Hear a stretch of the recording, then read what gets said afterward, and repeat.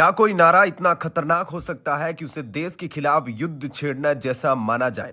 Allahabad high court ने एक ऐसा ऐतिहासिक फैसला दिया है जिसने भारत के कानूनी इतिहास की दिशा बदल दी है।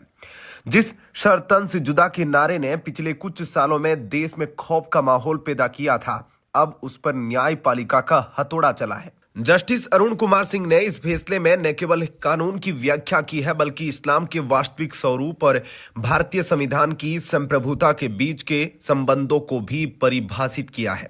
आज के वीडियो में हम इस 20 पन्ने के फैसले का कच्चा चिट्ठा खोलेंगे। मामले की जड़ें उत्तर प्रदेश के बरेली में है। सितंबर 2025 में मौलाना तोकी रजा के एक आह्वान पर हजारों की भीड़ इकट्ठा होती है। आरोप है कि यह भीड़ शांत नहीं थी। पुलिस पर पत्थरबाजी हुई, पेट्रोल बम चले और हवा में सिर्फ एक ही नारा गूंज रहा था, सर तन से जुदा। इसी भीड़ से रिहान नाम के एक युवक को गिरफ्तार किया गया। रिहान ने जब कोर्ट में जमानत की अर्जी दी तो उसने सोचा होगा कि यह एक सामान्य प्रक्रिया होगी, लेकिन इलाहाबाद हाईकोर्ट ने इसे एक बड़ी साजिश और राष्ट्रीय सुरक्षा के चश्मे से देखा। कोर्ट ने जमानत खारिज करते हुए जो कहा वो भारत के हर नागरिक को सुनना चाहिए। कोर्ट ने इसे भारतीय न्याय संहिता BNS की धाराओं से जोड़ा। पहला, धारा 152 BNSS। कोर्ट ने कहा कि यह नारा लोगों को सशस्त्र विद्रोह के लिए उकसाता है। यह देशद्रोह के नए स्वरूप जैसा है। दूसरा, कानून की सत्ता को चुनौती। जस्टिस ने कहा कि भारत में सजा देने का अधिकार सिर्फ अदालतों को है।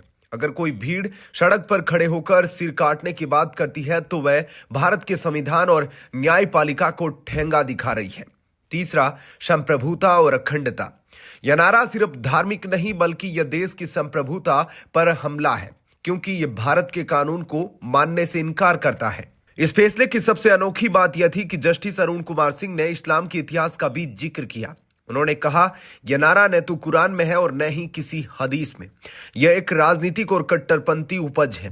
कोर्ट ने उस प्रसिद्ध घटना का जिक्र किया जब एक महिला पैगंबर मोहम्मद पर कचरा फेंकती थी, लेकिन उन्होंने कभी उसका सिर काटने की बात नहीं की, बल्कि बीमार होने पर उसकी सेवा की। कोर्ट ने कहा कि जो लोग ये नारा लगाते हैं वे असल में पैगंबर के आदर्शों का अपमान कर रहे हैं। हिंसा की अभिव्यक्ति धर्म के प्रति अरुचि पैदा करती है, जबकि प्रेम और करुणा धर्म का आधार है। वीडियो के इस हिस्से में हम बात करेंगे इस नारे के जन्म की। कोर्ट के रिकॉर्ड के अनुसार यह नारा भारत की मिट्टी का है ही नहीं।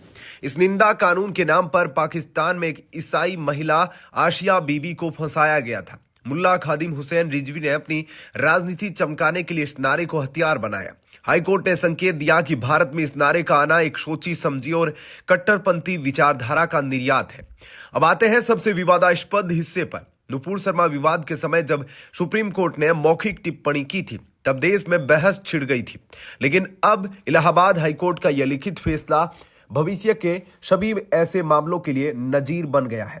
अब अगर कोई नुपुर शर्मा या किसी भी अन्य व्यक्ति के खिलाफ इस तरह का नारा लगाता है तो उसे धार्मिक विरोध नहीं बल्कि देश के खिलाफ युद्ध माना जा सकता है। साथियों, लोकतंत्र का मतलब यह नहीं है कि आप धर्म के नाम पर किसी जान लेने की बात करें। इलाहाबाद हाईकोर्ट का यह फैसला उन लोगों के लिए एक चेतावनी है जो भीड़ को लोकतंत्र से ऊपर मानते हैं। संविधान सबको अभिव्यक्ति की आजादी देता है, लेकिन नफरत फैलाने की नहीं। क्या आप हाईकोर्ट के इस कड़े रुख का समर्थन करते हैं? क्या आपको लगता है कि इस फैसले से देश में शांति आएगी? अपनी राय कमेंट में जरूर दें और इस वीडियो को शेयर करें ताकि लोग कानून की इस नई व्याख्या को समझ सके। सब्सक्राइब करना न भूलें। धन्यवाद।